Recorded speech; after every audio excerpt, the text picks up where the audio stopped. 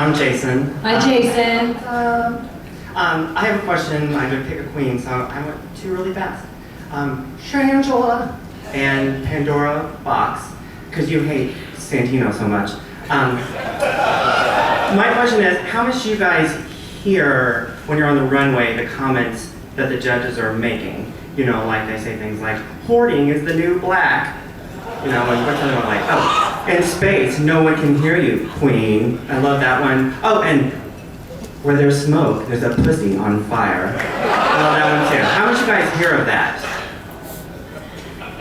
So the question is, how do we hear those comments? How much do you hear when you're walking down the runway? Pretty much all of it, because when we take that, we come down the runway one time with music, and then we go back and come down the runway again without music. So generally, both those times, more without music, they're saying the comments, and we're just kind of like, you know. So it's the full-on read session, but it's kind of fun because you're living for the runway and the lights and all that, and then you hear, is that a snow globe or is her ass, you know, melting? Oh, fuck. I definitely heard when he called me a cocoa.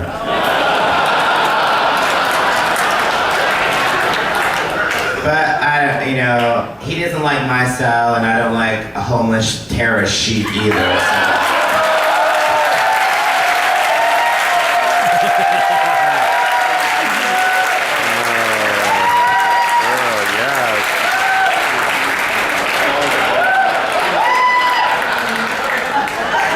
I miss congeniality.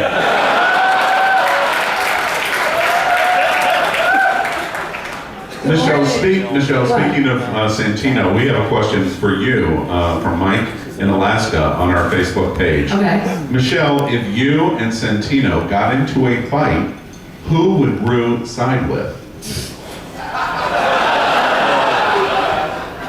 Please. It's not even. Look, I wouldn't fight with him. I would just tell him he's wrong. There's no back and forth.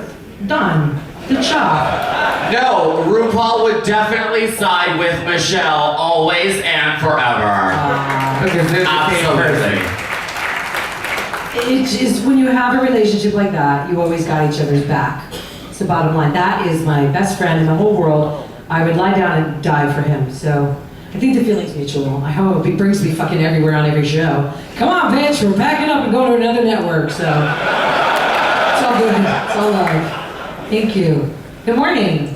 Hi, I'm John. I wanted to ask, like, going back to season 1, well, this is for you, and I guess anyone who knows the answer. It's not for me, because I wasn't on season 1. Oh, you weren't. Well, this covers all the seasons. Okay. Like, you know, going back to Nina Flowers, and there's been a Puerto Rican queen, like, every year, and they've all been fabulous, and I was wondering, why are there so many from Puerto Rico? Like, it's such a small part of the United States. Is it just the Latin community is more accepting? Is there, like, some secret drag academy? Like, does anyone know?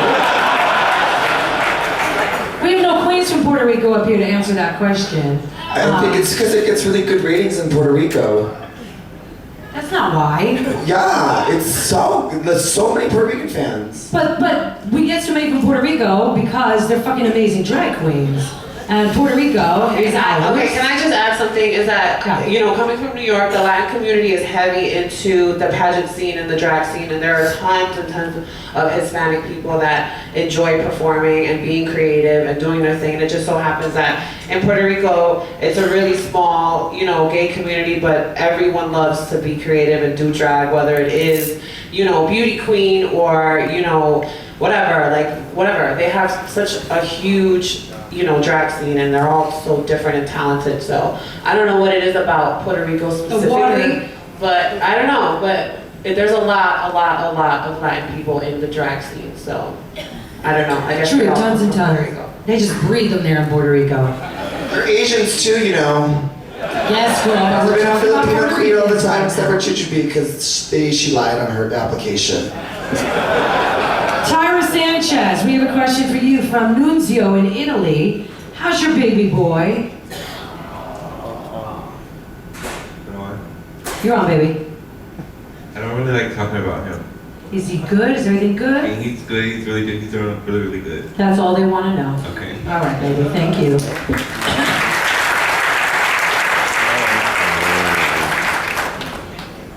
and you can call me Ziegler. I lost my voice, sorry. My question is for Al.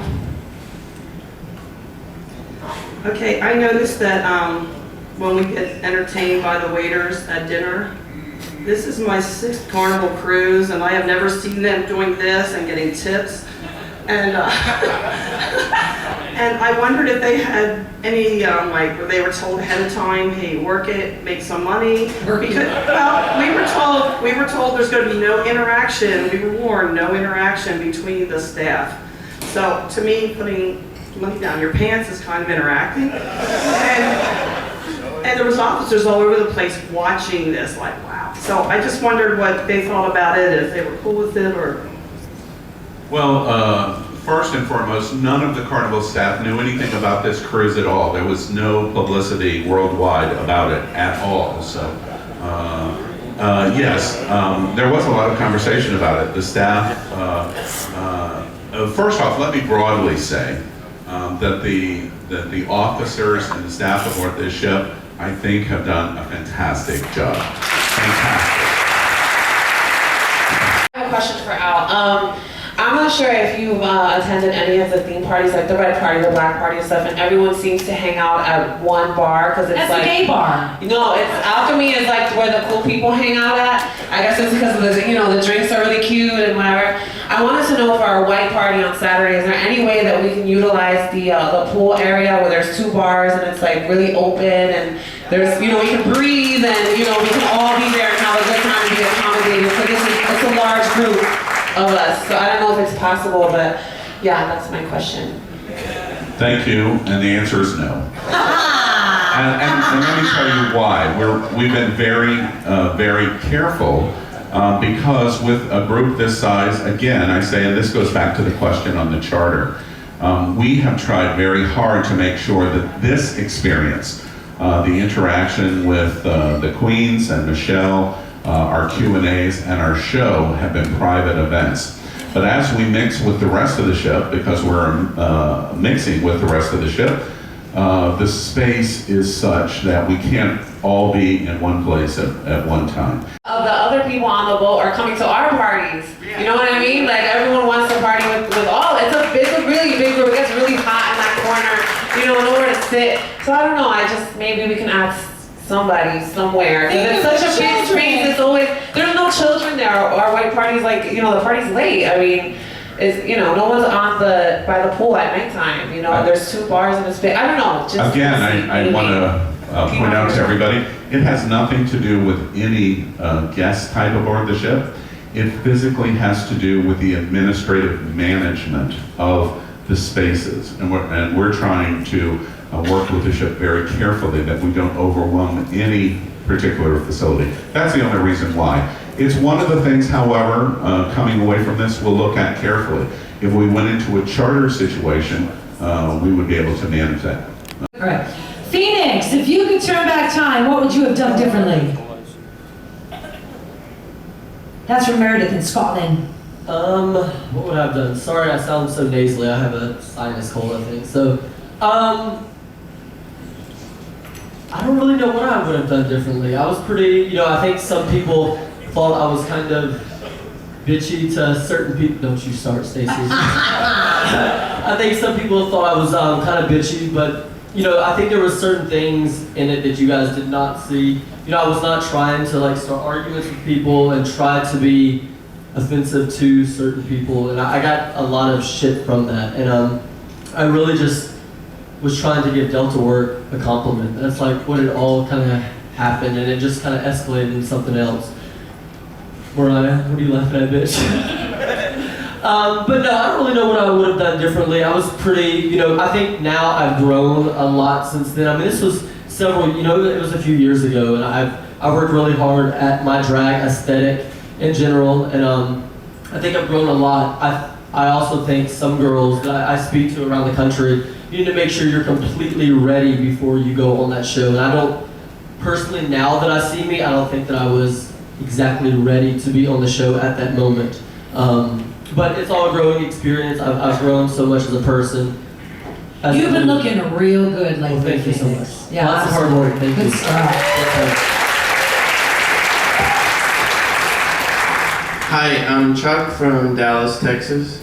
And I guess my question is for anybody, but particularly Tatiana. How did you come up with your drag name? And I don't have a drag name. Do you have one you could suggest for me?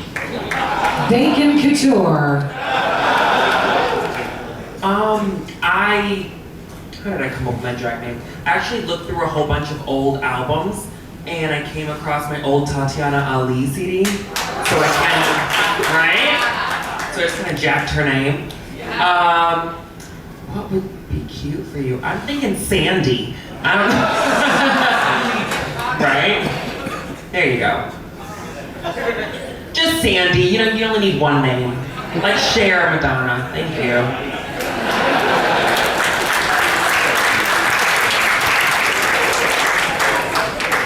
My name is Paul, and I'm retired in Florida in Sarasota County. And I just, there are never any old drag queens on the show. Everybody's young and beautiful and full of Chad Michaels.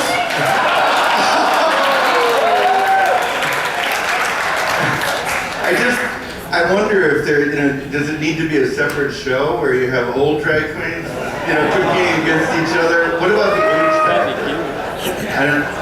I don't want to ask Chad because people were hitting, really Zinging them on his age. I'll answer that. But I was talking to Pandora Box's lover's parents, and I found out her age. And so I'm gonna ask Pandora. Shut up. Stop the question.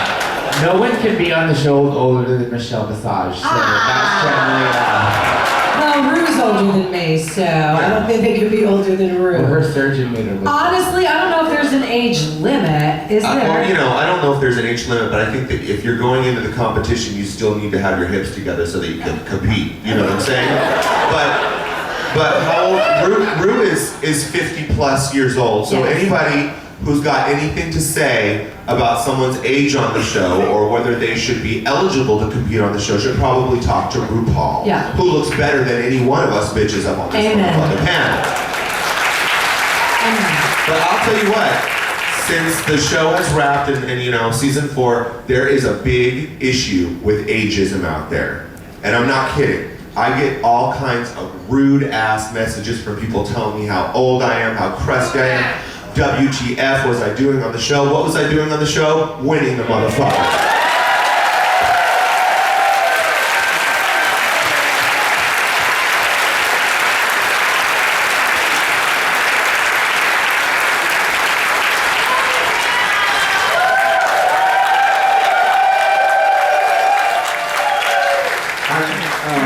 My question is for Mariah, and I wanted to say I have American, I have Cherokee heritage, and I wondered if you do because you look a lot like some of my family members, and I just thought maybe you might have it, and I just think you're beautiful. So I think and all of y'all are awesome. Michelle, you really rocked it. So let's give it a round of applause for this girl. Thank you. I'm trying to do my job. Oh, you're such a stage hog. Go, bitch. No, my heritage is black and white. My mother has German, Irish, and Swedish ancestry. But other than that, I'm just Southern black, makes you white.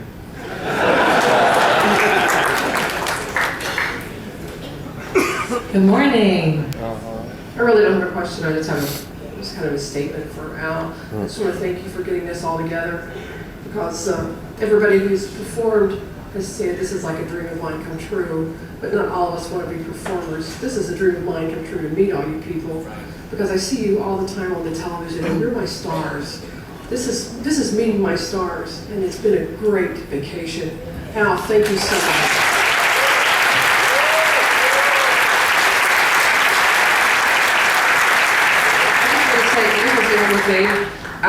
My perception of everybody has changed since meeting you because you're real people, and that's a great thing to find out. And some of us aren't doing our job right. Elisa Summers. Jordy in Anchorage wants to know if you've ever had sex with a fan in drag. Those you bitches, my God. Just last night. There is nothing about being in drag that makes me want to fuck. It is uncomfortable, all the tights and the padding, no. But once I get out of drag, I'm ready to go, baby. Bam. You take all this stuff off and then you just put the wig back on. you know, just a little tranny action. That's the way I do it. Go ahead, baby. Hey, I wound up again because I have You're back. a lot of questions. I'm sorry. Shangela, hi. I guess a technical question for you about the edit. Technical? Yes, about the edit that you got on season 3. I think I would call that maybe a favorable underdog edit that you got on that season. And I think, I mean, a lot of that perhaps was to do with the fact the underdog side of it was that you were shown as perhaps not having the same skills in dressmaking as some of the other queens. And I guess I thought that until I came on this cruise, and then I've spoken to some of the other queens, and perhaps it was suggested that other queens who were shown as being skilled in that area perhaps were not as skilled as they were portrayed as being. And I was wondering if you could tell us a little bit from an insider's perspective what you have to say about that. There was tulle on that dress.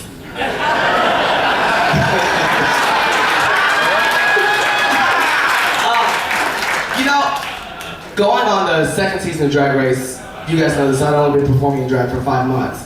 And the truth behind that is I'd only done maybe 11 performances leading up to that. And I was performing at a club in West Hollywood called Mickey's, and the producer said, we'd love for you to submit for our show at least. And I told them, I don't know how to sew, I don't do hair, I've done this 12 times, but you know, I enjoy being a stage performer and turning the party. And they said, oh, you're perfect for the show. Then the first challenge was sewing, and I didn't know anything what I was doing. Yes, it was very true what you saw, that my skills in sewing were the food. Know that, 100%. And thank you, they're not like LaShawn Beyond. But there are people on the show who can sew, and there are people who can make it by really well with a hot glue gun and a stapler and tape and all of that and make it look like it was created very well. But you get to see a lot of people a lot of things we don't even sew ourselves on the show and a lot of the runway competitions. So I think that for me, my inability to sew was definitely shown accurately. Okay. But for other people, you know, some got by a little more and some have really great sewing skills that were definitely shown well on the show. So I hope that answers your question. Thank you.